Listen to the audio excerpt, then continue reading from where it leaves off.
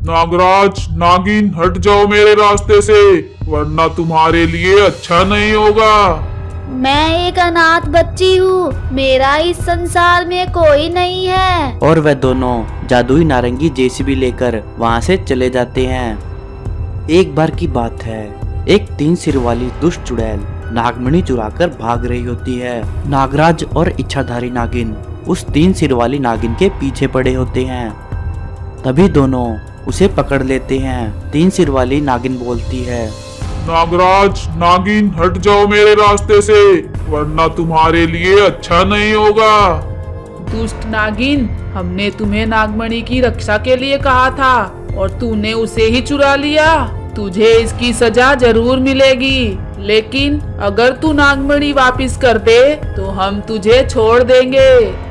इतनी मुश्किल से चुराई चीज को कैसे दे दूं? नागमणि पर तो अब मेरा हक है। अब मैं तुम्हें नागमणि वापस नहीं करूंगी। इस नागमणि से मैं सबसे शक्तिशाली हो जाऊंगी और हर जगह राज करूंगी। दुष्ट चुड़ैल, तूने सारी हद पार कर दी, अब मैं तुझे नहीं छोड़ूंगा। यह कहकर नागराज 3 सिर वाली नागिन को एक मैस्टिक्स वाली चुड़ैल में बदल देते हैं और उससे उसकी सारी शक्तियां छीन लेते हैं। मैस्टिक्स वाली चुड़ैल बोलती है, अरे अरे, ये क्या कर दिया तुमने? ये तुमने मुझे क्या बना दिया? मैं तो एक चुड़ैल बन गई। मुझे पहले जैसा बनाओ, वरना मैं तुम्हें कच्चा खा जाऊंगी। तुमने जो नागमणि चुराई, यह उसकी सजा है। अगर तुम अपनी जान बचाना चाहती हो तो चुपचाप यहाँ से 9-2-11 हो जाओ। चुड़ैल यह बात सुनकर बहुत घबरा जाती है और वहाँ से भागकर एक समुद्र के पास चली जाती है और वहाँ जाकर वह शैतानों के देवता को याद करती है। शैतानों के देवता वहाँ प्रकट हो जाते हैं। चुड़ैल शैतान को सारी बात बताती है कि किस तरह उसने नागमणि चुरा ली थी, परंतु नागराज और नागिन ने उसे पकड़ लिया और उसे एक मैस्टिक्स वाली चुड़ैल में बदल दिया और सारी शक्तियाँ भी छीन ली। तभी राक्षस एक बाज प्रकट करता है और बोलता है, चुड़ैल, ये बाज तेरी असली रूप में आने में सहायता करेगा। वो बाज चुड़ैल को लेकर साधु बाबा की गुफा के पास चला जाता है और एक नन्ही सी लड़की का रूप धारण कर लेता है। वह बच्ची साधु बाबा के पास जाती है। साधु बाबा बोलते हैं, क्या हुआ बच्ची, तुम यहाँ कैसे? तुम्हारे माता पिता कहाँ हैं? मैं एक अनाथ बच्ची हूँ, मेरा इस संसार में कोई नहीं है। बच्ची, डरो मत, तुम यहाँ रह सकती हो। जैसे ही रात होती है वह बच्ची अपने असली रूप में आ जाती है और वह दोनों जादुई नारंगी जेसीबी लेकर वहाँ से चले जाते हैं। लो चुड़ैल, ये जादुई नारंगी जेसीबी, इससे तुम जलपरी के अंडे को आसानी से ला सकती हो और उस अंडे की सहायता से तुम अपने असली रूप में आ सकती हो और तुम्हारी शक्तियाँ भी तुम्हें वापस मिल जाएंगी। चुड़ैल वह जेसीबी लेकर जलपरी के तालाब के पास जाती है और उसका अंडा चुरा लाती है। जलपरी बहुत परेशान हो जाती है। तभी साधु बाबा वहां आ जाते हैं और उससे परेशानी का कारण पूछते हैं। जलपरी उन्हें सारी बात बता देती है कि किस तरह एक चुड़ैल जेसीबी लेकर आई और उसके अंडे को चुरा कर ले गई। वो जादुई जेसीबी मेरी ही है। अंडा चुराने के लिए उसने पहले मेरी जेसीबी चुराई। हमें कुछ करना होगा, वरना वह चारों तरफ तबाही मचा देगी। यह कहकर साधु बाबा नागराज को याद करते हैं और उन्हें सारी बात बताते हैं। नागराज बोलते हैं, साधु बाबा, उसके पास तो आपकी जेसीबी है, मैं उसका मुकाबला कैसे करूँगा? तभी साधु बाबा अपनी शक्तियों से एक जादुई नारंगी रोड रोलर प्रकट कर देते हैं। इस रोड रोलर को लेकर जाओ और वह चुड़ैल तुम्हारा कुछ भी नहीं बिगाड़ पाएगी। नागराज वह रोड रोलर लेकर चुड़ैल के पास जाते हैं और उस रोड रोलर को चुड़ैल की जेसीबी में ठोक देते हैं, जिससे जेसीबी में आग लग जाती है। चुड़ैल यह देखकर बहुत घबरा जाती है और वहां से भाग जाती है। एक दिन जब छोटू नागराज सांपलोक से बाहर आ जाता है, बाहर आते ही वह देखता है कि उसके सामने मैस्टिक्स वाले चुड़ैल के 2 राक्षस खड़े हैं। उनके हाथों में बड़ी बड़ी तलवारें हैं। यह देखकर छोटू नागराज बहुत घबरा जाता है और वहां से भागने लगता है। तभी वह दोनों शैतान छोटू नागराज को पकड़ लेते हैं। और छोटू नागराज को चुड़ैल के पास ले जाने लगते हैं। तभी छोटू नागराज चिल्लाता है, बचाओ बचाओ, माँ पिताजी मुझे बचाओ, ये दोनों शैतान मुझे मार देंगे, कोई तो मेरी सहायता करो।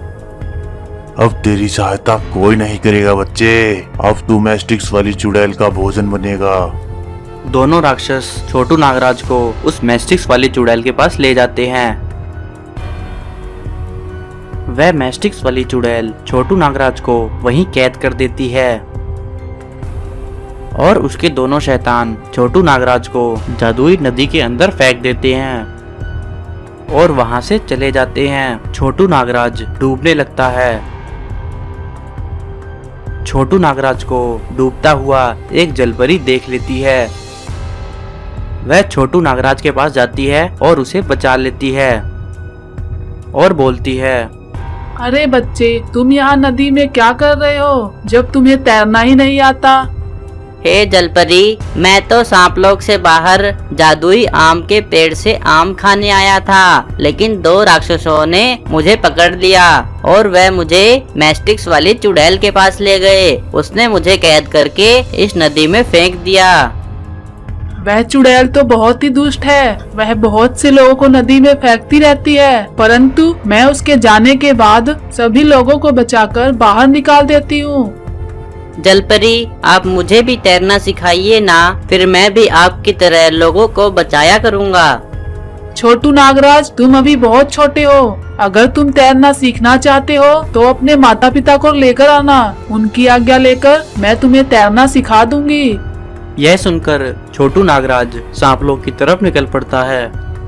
सांपलोक जाकर वह अपनी माँ से बोलता है, माँ, आज मुझे 2 शैतानों ने पकड़ लिया था और मुझे उठाकर उस मैस्टिक्स वाली चुड़ैल के पास ले गए। उस चुड़ैल ने मुझे कैद करके नदी में फेंक दिया। एक जादुई जलपरी ने मुझे डूबने से बचा लिया।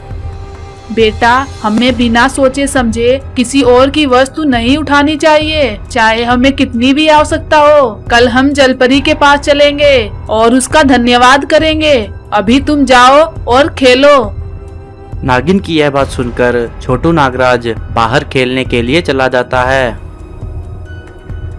तभी वह देखता है कि चुड़ैल उस जादुई जलपरी को एक नारंगी ट्रैक्टर में कैद करके ले जा रही है। यह देखकर छोटू नागराज भागा भागा अपनी माँ के पास जाता है और उसे सारी बात बताता है। तभी उसकी माँ बोलती है, फिर तो हमें उसे बचाना होगा। बेटा, तुम उस चुड़ैल का ध्यान भटकाना और मैं जाकर जलपरी को आजाद कर दूंगी। फिर छोटू नागराज जाकर चुड़ैल के ट्रैक्टर के सामने खड़ा हो जाता है। तभी चुड़ैल बोलती है, अरे दुष्ट बालक, तुझे तो मैंने नदी में फेंक दिया था, तू अभी भी जिंदा है। मैं तेरी जीवन लीला अभी समाप्त कर दूंगी। ए चुड़ैल, इस जलपरी को छोड़ दो, इसने तुम्हारा क्या बिगाड़ा है? मैं जिस आदमी को नदी में डालती हूँ वह जलपरी उसे बचा लेती है। अब मैं उस जलपरी को ही ठिकाने लगा दूंगी। हट जा मेरे रास्ते से, नहीं तो तेरे ऊपर ट्रैक्टर चढ़ा दूंगी। यह कहकर वह ट्रैक्टर चलाने लगती है, परंतु ट्रैक्टर अपनी जगह से आगे नहीं बढ़ता। तभी छोटू नागराज बोलता है, अरे चुड़ैल आंटी, पीछे देखो। जैसे ही वह चुड़ैल नागिन को मारने के लिए पीछे जाती है, तभी छोटू नागराज उस जलपरी को आजाद कर देता है। तभी जलपरी अपनी शक्तियों से उस चुड़ैल को वहीं भस्म कर देती है।